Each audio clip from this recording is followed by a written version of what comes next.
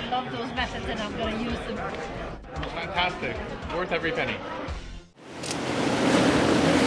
Hi, it's Bill Clennon coming to you from Vancouver on January the 15th.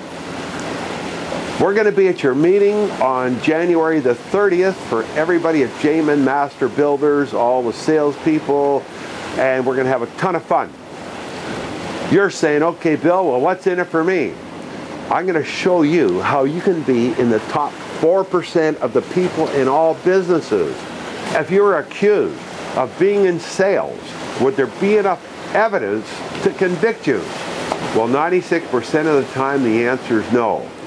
We're going to have a fun time on January the 30th. We're going to talk about, oh, have you ever said this? My memory's getting worse. Or I can remember faces, I can't remember names. Well, you're going to hear all about that on January the 30th. I'm very much looking forward to seeing you. Bye for now.